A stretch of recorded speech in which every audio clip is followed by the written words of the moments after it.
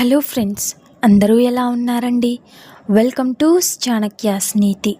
జీవితంలో ఈ విషయాలని బాగా గుర్తుపెట్టుకోండి.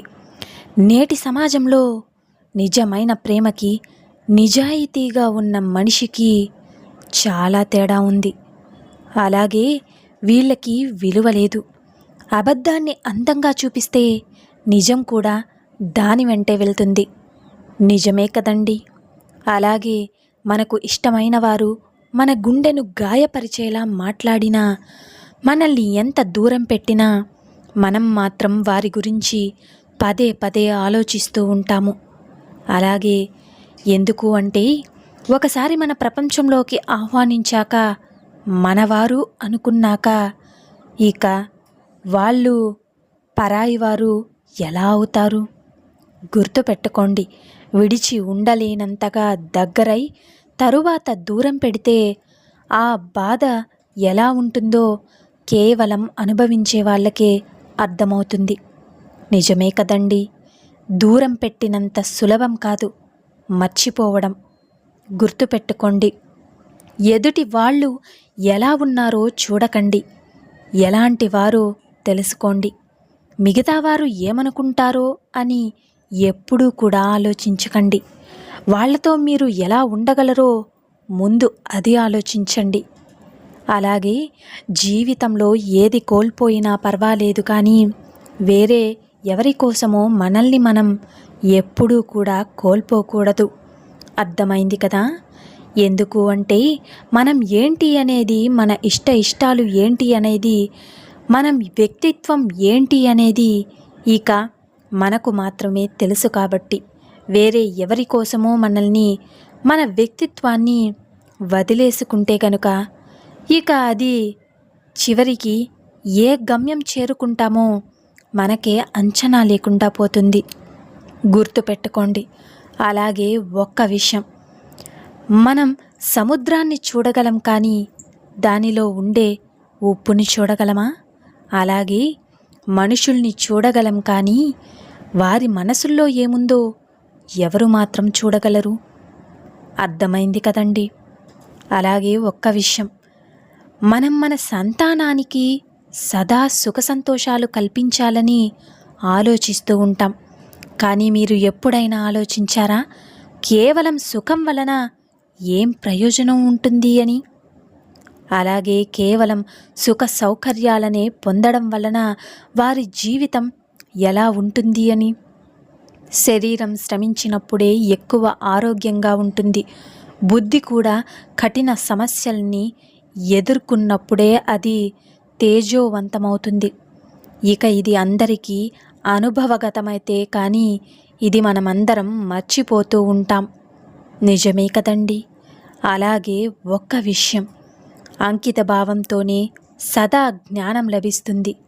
ఇది మన అందరికీ కూడా తెలుసు. కానీ అంకిత భావంలో ఉన్న గొప్పతనం ఏమిటి? ఎప్పుడైనా ఇది మనం ఆలోచించామా? లేదు. జ్ఞాన ప్రాప్తికి ఎల్లప్పుడూ మనిషి యొక్క మనస్సు విభిన్నమైన సమస్యల్ని సృష్టిస్తూ ఉంటుంది. నిజమే కదండి. అలాగే అందరూ నిన్ను అవసరానికి వాడుకునే వాళ్ళే. వాళ్ళ దృష్టిలో ఎప్పుడు నువ్వు ఒక పిచ్చివాడివే. వాళ్ళ అవసరం తీరాక నిన్ను అసలు పట్టించుకోరు కూడా, పక్కన పడేస్తారు. గుర్తుపెట్టుకో. నిజం చెప్పాలి అంటే వాళ్ళ స్వార్థం కోసం ఎవరినైనా కూడా బలి చేస్తారు. ఇక ఇలాంటి వారికి ఎంత దూరంగా ఉంటే జీవితంలో అంత బాగుపడతారు. గుర్తుపెట్టుకోండి. అలాగే ఒక్క విషయం, మనస్సుకు నిశ్చలమైన స్థితి కేవలం అంకిత భావం వల్లే ఏర్పడుతుంది. అంకిత భావం అహంకారాన్ని నాశనం చేస్తుంది. ఈర్ష్య, వ్యామోహనలను అనే భావాలను హృదయాన్ని శాంతింపజేసి మనసుకు ఏకాగ్రతను ప్రసాదిస్తుంది. వీటిని త్రోలి కష్టాలు ఏవైనా ఒంటరిగానే ఎదుర్కోవాలి. ఇక నిర్ణయాలు ఎప్పుడూ కూడా నిశ్శబ్దంగానే తీసుకోవాలి. అర్థమైంది కదండి. అలాగే ఒక్క విషయం, మన ప్రతి కదలికను బయటకు పరిచయం చేయాల్సిన అవసరం లేదు. ఇక అలా చేస్తే ఏం జరుగుతుందో మీకు ఎప్పుడైనా తెలుసా? ఇతరులతో పోల్చుకుంటూ నిన్ను నువ్వు తక్కువ చేసుకోకు. నీ పాత్రను నీయంత అద్భుతంగా ఇంకెవ్వరూ కూడా పోషించలేరని గుర్తుపెట్టుకోండి. అలాగే స్నేహం, ప్రేమ అనేవి దీపం లాంటివి. వెలిగించడం చాలా సులువు, కానీ ఆరిపోకుండా కాపాడుకోవడంలోనే ఉంటుంది అసలైన గొప్పతనం. గుర్తుపెట్టుకోండి.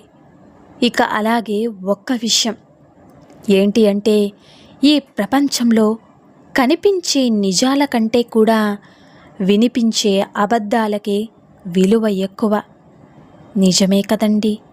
నిన్ను వదిలించుకోవడానికే తాను ప్రయత్నిస్తున్నప్పుడు తను లేకుండా బ్రతకడానికి నువ్వు ప్రయత్నించు. అర్థమైంది కదండి. ఇక అందరూ కూడా సంతోషంగా మీ జీవితాన్ని గడపడానికి ప్రయత్నించండి. అందరితో నవ్వుతూ బ్రతికెయ్యండి. సో చూసారు కదండి ఇవాల్టి వీడియో. ఈ వీడియో మీకు నచ్చిందని అనుకుంటున్నాను. నచ్చితే చిన్న లైక్ చేయండి. మన ఛానల్ ఎవరైనా స్టార్టింగ్ చూస్తుంటే సబ్స్క్రైబ్ చేసుకోవడం మర్చిపోద్దండి. ఇలాంటి చాణక్య నీతి మరిన్ని మోటివేషనల్ వీడియోస్ మీకు నోటిఫికేషన్ రూపంలో రావాలంటే పక్కనున్న బెల్ సింబల్ని క్లిక్ చేయండి. అలా చేస్తే నేను పెట్టే ప్రతి వీడియో మీకు నోటిఫికేషన్ రూపంలో అయితే వచ్చేస్తుంది. సో చూస్తూనే ఉండండి. Thank you for watching friends. రేపటి వీడియోలో చాణక్యులు గారు ఏ మంచి మాటలను, ఏ మంచి సూక్తులను మనకి చెప్పబోతున్నారన్నది మనం రేపటి వీడియోలో అయితే తెలుసుకుందాం.